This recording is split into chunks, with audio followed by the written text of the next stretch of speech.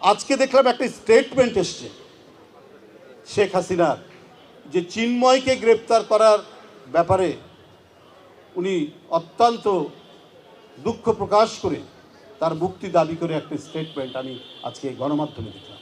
আপনার চিন্ময় গ্রেপ্তার হয়েছেন দেশের প্রচলিত আইন অনুযায়ী।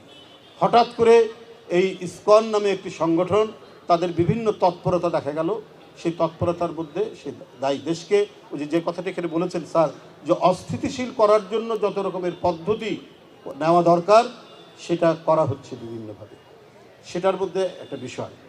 তো এখন কথা হলো যে আপনি মুগ্ধর মতো একটি ছেলে, কি তারুণ্যদীপ্ত ছেলে, বাচ্চা ছেলে, হয়তো কলেজে পড়ে, সে তার আরেক সতীর্থ গুলি খাচ্ছে, তাকে বলছে পানি লাগবে পানি। আপনি যে মুগ্ধকে হত্যা করতে পারেন, যে আবু সাইদ রংপুর বেগম রোকেয়া বিশ্ববিদ্যালয়ের ছেলে, যার বুকের পাঞ্জাবি ছিঁড়েতে দাঁড়িয়ে ওই পুলিশের বুলেট বরণ করেছে, তাকে হত্যা করতে পারেন। আজ আপনি নাফিজের মতো ছেলেকে হত্যা করতে পারেন।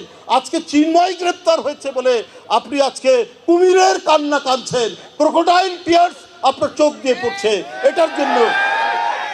এইটার জন্য আপনি কি পুরস্কার পাবেন ভারতের কাছ থেকে শেখ হাসিনা? আজকে ভারতের পররাষ্ট্র দপ্তর চিন্ময়কে মুক্তি দেওয়ার জন্য বলেন, কারণ ভারতীয় পররাষ্ট্র দপ্তরকে আমি বলি, এই শেখ হাসিনার পোষ্য সন্তান যুবলীগ ছাত্রলীগ যখন কিশোর বিশ্বজিৎকে হত্যা করলো, কই সেদিন তো আমরা ভারতের পররাষ্ট্র দপ্তর থেকে আমরা কোনো স্টেটমেন্ট দেখলাম না। তখন ভারতের পররাষ্ট্র দপ্তর নিশ্চুপ থাকলো কেন? যখন আপনার উত্তর পূর্বাঞ্চলের নদীর বাঁধগুলো ছেড়ে দিলেন, দিয়ে বাংলাদেশের উত্তর পূর্বাঞ্চল ভেসে গেল, ওখানে তো মুসলমানের বাড়ি শুধু ভাসেনি, হিন্দুর বাড়িও ভেসে গেছে, কই সেই দিন তো ভারতের পররাষ্ট্র দপ্তর তাদের কোনো মায়া দয়া তো দেখলাম না। আপনারা কি করছেন সেটা দেশবাসী জানে। যে চিন্ময়, যার নামে অভিযোগ আছে, সে তো বাংলাদেশের নাগরিক, তার অপরাধ করুক বা না করুক, না করলে আদালত সেটা দেখবে, অপরাধ করলে আদালত সেটা দেখবে। আপনাদের এত ইন্টারেস্ট হলো কেন? এখানে তো গত আন্দোলনে 2000-এর মতো শিশু, তরুণ, কিশোরকে নির্বিচারে হত্যা করলো যে শেখ হাসিনা, তাকে আপনারা সেখানে আশ্রয় দিলেন। আজকে সার্জিস এবং হাসনাত তারা বলেছে যে তাদের উপর যে আক্রমণ একটা হয়েছে, যে এখানে থাকতে পারে ইসকনের সংযোগ থাকতে পারে, এগুলো কিসের আলামত? এগুলো কি ঘটনা হচ্ছে? আপনারা কি মনে করছেন যে আপনারা পার পেয়ে যাবেন, বাংলাদেশকে অস্থিতিশীল করবেন? এটা তো 18 কোটির দেশ। এই 18 কোটি মানুষের দেশে অস্থিতিশীলতা তৈরি করে আপনারা কিছু করতে পারবেন না। এদেশের মানুষ সচেতন, এদেশের মানুষ যুদ্ধ করে তাদের স্বাধীনতা এনেছে। ভারত তো স্বাধীনতা সংগ্রাম করেছে, কিভাবে নিজের জীবনকে উৎসর্গ করতে হয় নিজের দেশকে বাঁচাতে, এটা বাংলাদেশের মানুষ জানে। এখানে দীর্ঘদিন ধরে হিন্দু মুসলমান একত্রিত আমরা বসবাস করছি, হিন্দুদের পূজায় আমরা যাই, মুসলমানদের মানে ঈদ মিলাদুন্নবীতে আমার হিন্দু বন্ধুরা আসে।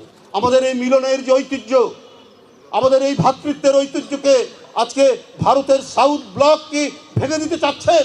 একমাত্র শেখ হাসিনাকে, তাকে রক্ষা করার জন্য, তাকে বাংলাদেশে প্রেরণের জন্য আপনারা কত ধরনের চক্রান্তের মধ্যে জড়িত আছেন আমরা জানি না, কিন্তু বাংলাদেশের মানুষ এটা ধরে ফেলছে। তাই বন্ধুরা, আমার বক্তব্য আর দীর্ঘায়িত করতে চাই না।